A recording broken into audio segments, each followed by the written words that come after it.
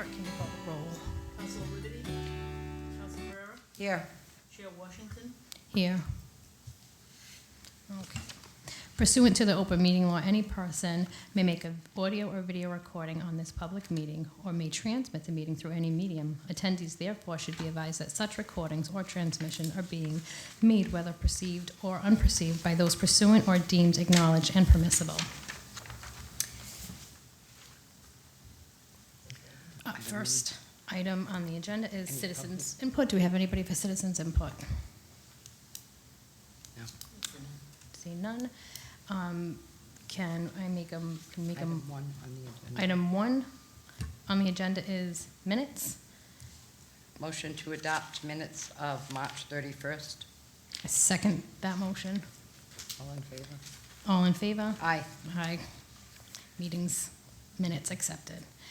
Item number 2 on the agenda is a resolution to discuss complaints of odors emanating from the wastewater treatment plant, adopted 8/16/2022. Anybody wishing to speak on the matter may come down. Mr. Ferlin.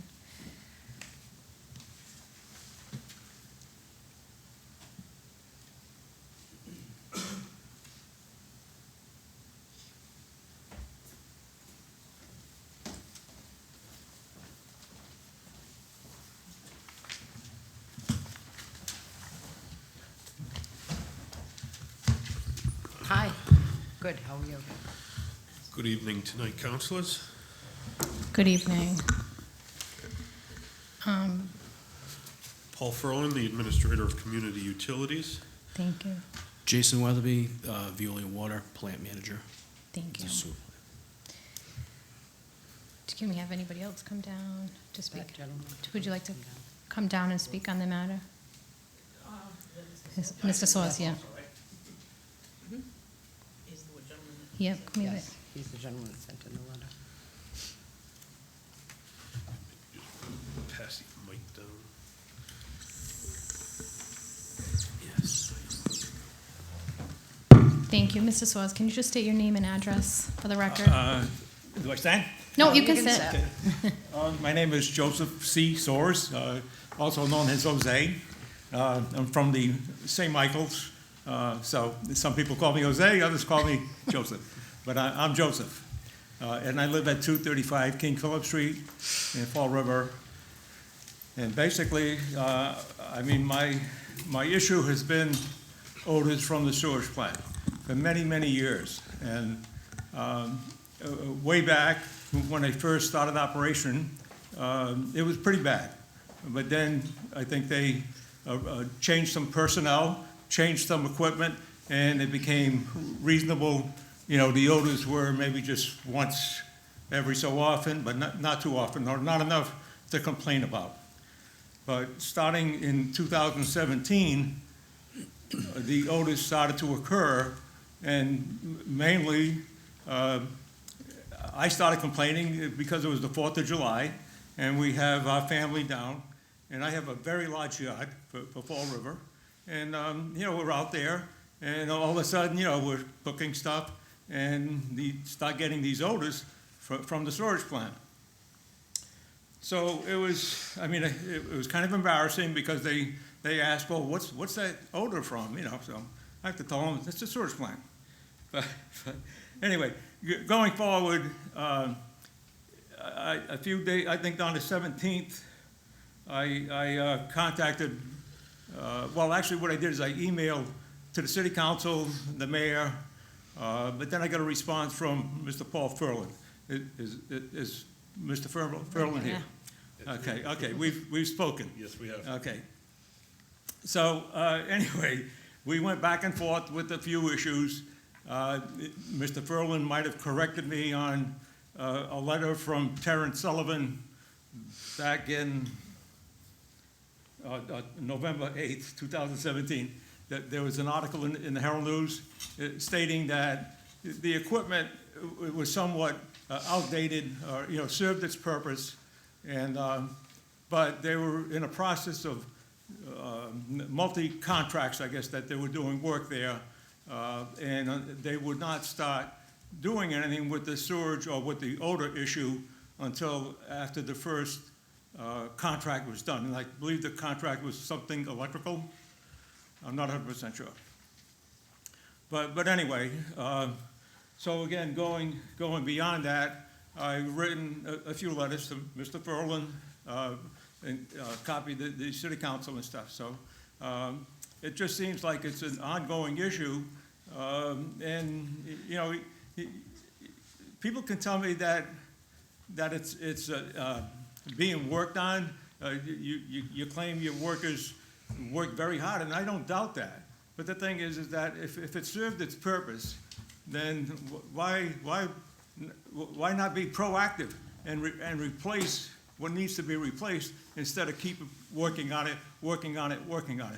And I think that's what we've done. And so the orders continue. And I'm not saying it's an everyday issue, but it's enough, you know, that I complain. The other thing, and I know that none of us here can do anything about it, but I see trucks coming. I live perpendicular to Bay Street, or perpendicular off Bay Street. And they have these, I call them soil, what are they called? Sludge.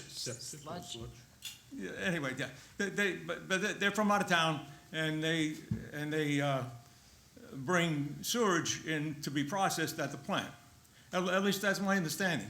And I only got that understanding from talking to Ann O'Neill Souza. And again, I've lived in Fall River for 70 years, 72 years, as a matter of fact. So I'm 76. So anyway, I lost my train of thought. You saw the trucks. Oh, yeah, the trucks, right. And again, you know, sometimes I've actually followed a truck from where's the park, not Brighton Avenue. Anyway, from where William Street starts into Bay. Bradford and Bay. Bradford, yeah.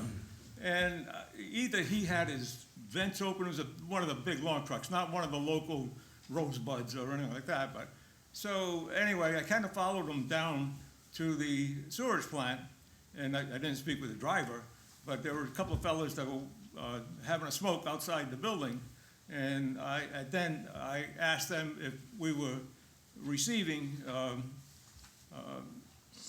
sludge from other communities. And of course, I was told, no, that's not the case, but now I hear that we do. So again, you know, I'm old school, I'm old time. I'm proud of living in a city.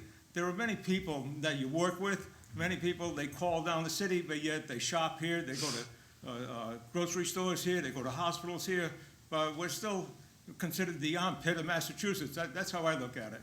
And I say to myself, hey, the hell with you.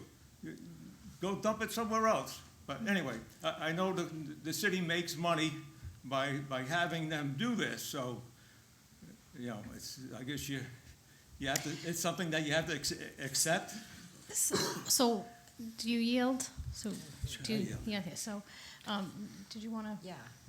Are we accepting sludge? So we're not accepting sludge, we're accepting septage from out of town. What is that? So that's, somebody goes. Cleans their septic tank? Septic tanks and All stuff. right. Do they pay us? Yes. What do they pay us? So it's $66 per 1,000 gallons. So our annual revenue stream from that is, last year, I want to say we were about $400,000. It's uptick this year, so we're on track for about $550,000. Now, I had gotten an email from Mr. Soers, and I did call him, we spoke.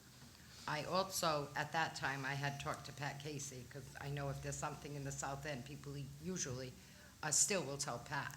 And Pat called, and she was told that the clarifying machine had broken, and they had put it back online at 2 o'clock in the morning. It was back online. Are you the one that she spoke with? I'll call her and find out who it was that she spoke with. No, because I've been through the neighborhood Yeah. and I've talked to Pat, but no, not by a phone conversation. I didn't speak to Now, him. your company is still doing it? I thought your company was sold out to somebody else? Another company bought your company? No. No, that didn't happen? So We had a company merger, Oh, a company merger. Who'd you merge with? Suez. Yeah, that's what I heard. Now, Mr. Furlan, could you tell us what you're doing down there to alleviate the odor that's coming from there? Yes, so, again, I think a lot of people may or may not know a wastewater plant has been there since the early 40s. That's when the Clean Water Act went into effect and has been in operation continuously ever since. Over the years, there's been multiple upgrades throughout the whole entire wastewater treatment plant, as well as our collection system. In the 70s, there was large upgrades in due part for, at the time, different types of treatment that needed to be done. In the early 2000s, there was other upgrades in due part due to CSOs and the capacity that's rated at the plant. So recently, I've had conversations with Mr. Soers. Occasionally, do we have odors that come from the plant? Yes. We're a industrial plant that treats wastewater from over 100,000 people within the city. Our flow can go anywhere from low we've seen this summer at night, which is extremely low for us, of 11 million gallons a day, up to 110 million gallons a day during a wet weather event. If you go back in Mr. Soers' complaints, I know originally to Terrence Sullivan in 2017, there was complaints and conversations that we had back in 2020 and complaints this year. Historically, if you look back at those years, they were dry years, very little rain. That affects our system differently. I know most of the time I'm down here talking about the flooding that occurs throughout the system and how our collection system is undersized to be able to take the wet weather flow. Well, the other problem that we have is that our system is too large to be able to take sustained period of dry weather flows. So you have this large combined sewer system with the wastewater that is sitting out in the system a lot longer than what it should be. So it takes longer to get to the plant. Areas of it go septic or have other issues. By the time it gets to the plant, it's ready or past its time that needs to be treated. It makes its way through our plant. So because of lack of rain, the sewage doesn't get to the plant as fast? Is that what you're saying? Yes. Is there a way to get to the plant faster? I mean, we have water. Well, So if it means you've got to put water to it, do you agree that putting water to get it down there? we have water, If but you had a water source. yeah. So there's no water possible. source? Well, Can I say anything at all? Well, let's let Mr. Furlan. Go ahead. So the problem is those years where you have low groundwater is typically drought years. This year we were able to stay above the drought, requirements to be able to put water restrictions in place. But to take and flow water through our wastewater system just for the ability to convey wastewater to the plant probably would have put us within those drought conditions where we needed to do water restrictions throughout the city. So that's, again, you balance it off, having to deal with the drought on the water side to be able to maintain supply to our customers, and then also on the wastewater side, not having enough water to be able to convey the wastewater down to the plant fast enough. So historically, and this is something that I've done, so 2016, 2017, drought year, odor complaints and odor issues. 2000 or so, again, drought year, very little rain, had odor issues. This year, July, I think we got 0.02 inches of rain in all of July. Again, I don't think we've ever seen flows. I've never been here where we've seen flows of 11 million gallons into our wastewater treatment plant at night. Groundwater tables were very low. Infiltration was very low coming into our system, which again, just kind of disrupts the process on us. So on that's one of the issues is getting the wastewater to the plant. So by the time it gets to the plant, it's ready to be treated. We have open clarifiers down there so far, our primary clarifiers. They're open clarifiers. And again, when the water slows down, the water moves through those clarifiers a lot slower, which means that they may be in there a little bit longer than needed. From there, they go to our aeration basins, which are covered, and then they go to the secondary clarifiers, which are also open. So there's a couple of different spots throughout the plants where there is the ability for odors to be emitted. Because they're open top, they're not covered. The areas that we do have covered, so our Headworks building, where the wastewater first comes in, that's the area where you have the highest hydrogen sulfide concentrations, because the wastewater is coming in, it's turbulent, so hydrogen sulfide's coming out of the wastewater. And the hydrogen sulfide essentially is the odor that you get from wastewater. So the hydrogen sulfides, that building's enclosed, and we have a scrubber unit on that building. That building was upgraded in the 2004 upgrade. Scrubber was upgraded and improved at that time. And again, that's been in operation since then. The other areas that we have covered is our sludge dewatering facility, that's within the building, and then also our sludge holding tanks. So those are also have a cover on them and have odor control systems that suck the air out. They go through a tower that sprays chemicals to take all the hydrogen sulfide out of the air, and then it's discharged out into the atmosphere. So those high hydrogen sulfide areas, or the areas that have a large amount of odors, have treatment. The other areas don't have treatment to the open air. And again, like I said in the beginning, we're in an industrial plant that treats wastewater. So occasionally, are there going to be odors? Without a doubt. I know one time this year, one of our scrubbers, you blow a chemical line, or one of the pumps goes down.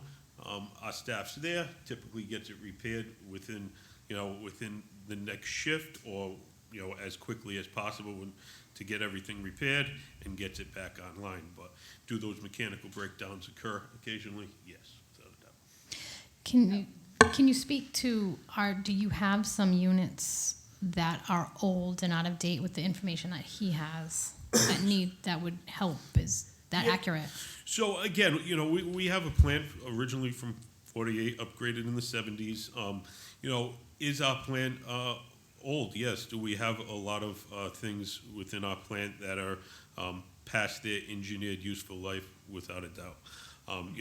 We're currently doing a project that was approved November 2017 by referendum ballot of $123 million, which includes contract 1 and contract 2 down at the wastewater treatment plant. Contract 1, we went through. We went through that project. It was a 2-year project that included upgrading all the electrical through the whole entire plant, which was primarily original to the plant, or when the buildings were brought online throughout the plant. So a lot of it was from the late 40s and the 70s. So getting that core infrastructure within our plant upgraded was one of the first things that we needed to do. We also changed out a blower within our PSA building, as well as demolished our incinerator building that was taken offline in 2016. Contract 2 that we've been working on almost a year and a half now. Once contract 1 was completed, we went into contract 2. Contract 2 is upgrading of all of our gravity thickeners. So those are the areas that take our sludge that comes off of the bottom of our tanks, goes into these gravity thickeners, which are large holding tanks, and helps settle sludge down, cant the water off to be able to make a thicker sludge for less hauling and trucking going out. The other areas that are being upgraded is our dewatering process. So the mechanical process, we had 3 belt filter presses that were in our facility. 2 of them, I believe, were from the late 70s. 1 was from the early 90s. They were still in operation up until we took them offline during this project. 1 of them was still in operation. So that takes sludge, liquid sludge that is 3 or 4%, and then we're able to dewater that to about it was a 17 to 20% cake that we were able to dewater the sludge to. What that allowed us to do is put a lot more sludge in a dumpster than hauling out a lot of water in liquid sludge. So it saved on the hauling bids. So we were able to take, we're upgrading all of that with some new belt filter presses, as well as some new gravity belt thickeners, which will give us some versatility in sludge disposal options, because that's kind of a almost actually national issue with sludge disposal. So those are the upgrades that are currently going on. Both of those facilities are going to get new odor control towers and new odor control systems that will work in those enclosed spaces. Councilor Burke. Although I do appreciate the history of the wastewater treatment plant and how it all works, I think it's good for the public to know. I've been down there several times. This is the issue that's on the table right now, is what are we gonna do about the odors that are there? And one of the emails that you sent, Mr. Frillin, said that a lot of the equipment is outdated. How much money do you make a year in sewer? What does your department pick up in sewer? We pay water and sewer. Sewer's more than our water.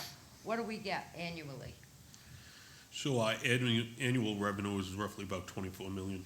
Okay, so we have $24 million, and that's been going on.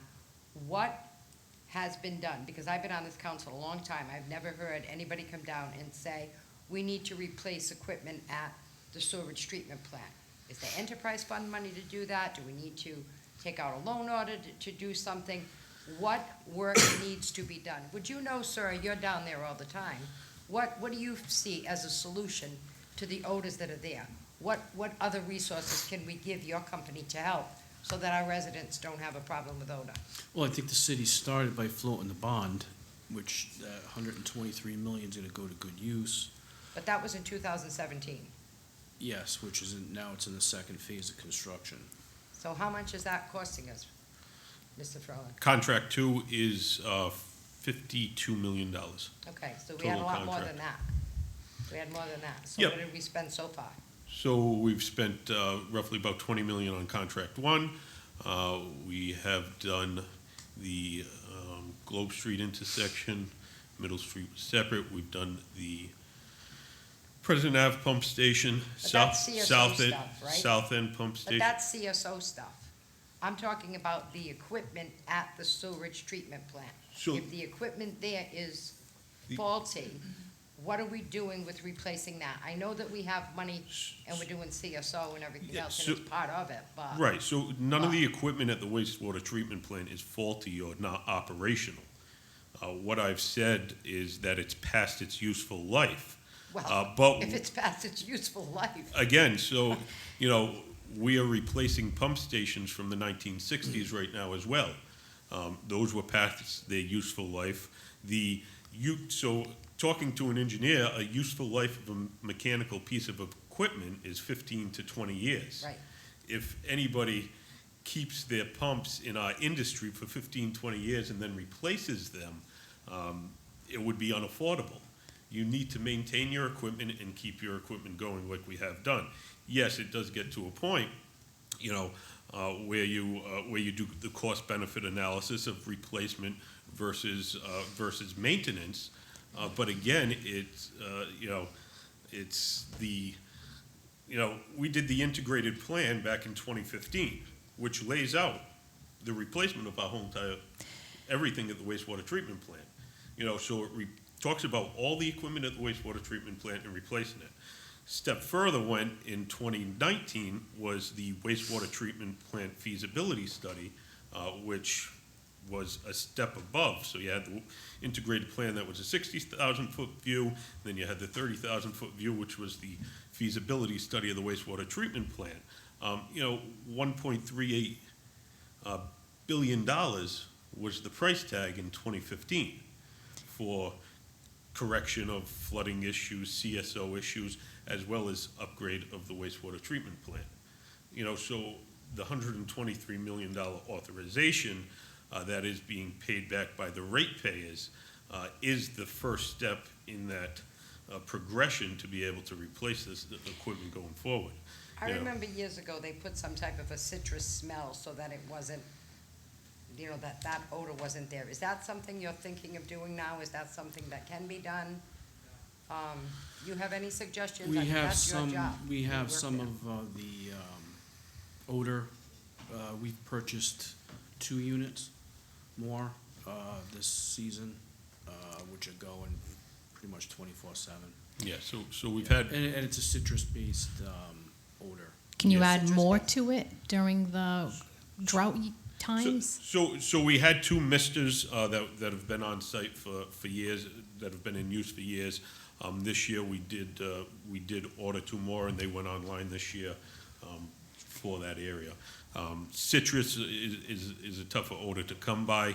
We were using vanilla earlier in the year. We've switched over and more recently have been using a cherry odor. Really, that's the misters. fascinating. Who knew? So, Is that cherry, vanilla, citrus, is one more expensive than the other? Are they different prices? I think the cherry might be more. It is. really, that's fascinating. So, Which we do, yeah. so- Which we have, we got it. I mean, anything to mitigate the odors is, that's what my main concern is, you know? So I guess, because you're not speaking to engineers and you're speaking to regular Yeah. people, so let me just bring it back here. So Mr. Soares is having this horrible odor and his neighbors. So is there an instrument that you think could be fixed, or no, it may not be, in the wastewater treatment that could help with odors? If the answer is no, then it's no, but is there? Yeah, there isn't. We do everything within our power with our current odor control systems and anything else that we can do to minimize the odors. Any odor complaints that we do receive, and we do receive them, we typically send out a supervisor from the plant, goes out, typically speaks to the homeowner or other people. I can tell you, I've been out multiple times in the different areas where we receive multiple complaints. I've spoke with many of Mr. Soares' neighbors back in 2000 at all times of the day, 7, 8 o'clock at night, early in the morning. Spoke with many of his neighbors, and they're back in 2000. Review my notes for this meeting. I went back and I reviewed my notes talking with them. Their recollection is that the odors over the years aren't as bad as they were back in the 70s and the 80s. So I respect that, but clearly it's bad for Mr. Soares. And, I love what you said about loving living in the city. I respect that. So these misters that you're talking about, you said this was a drought year. Is it possible to have more misters? How do we fix that for those neighbors down there? Can we do something about that? I can't say that adding more misters is going to fix the problem. You're putting, essentially the misters, they're taking the water that has an odor in it and blowing it into the air. How far off, Mr. Soares' house is over 3,000 feet away from our wastewater treatment plant, a neighborhood away from our wastewater treatment plant. Whether that misted air would carry that far to correct the issue at his house, I can't say that it would. Well, I would make a motion that we table this, that we have Mr. Ferlin and Viola come back to the committee within a couple of months, that you have a plan so that this doesn't happen next summer again. It seems that the odors always happen more in the summertime, but table it so that the next time we meet, you can come in with a plan of what can be done to alleviate the odors. So I that would be my motion. I second that motion. All in favor? Aye. Motion to adjourn? Second that motion. Meeting adjourned. All in favor? All in favor? Aye. Meeting adjourned.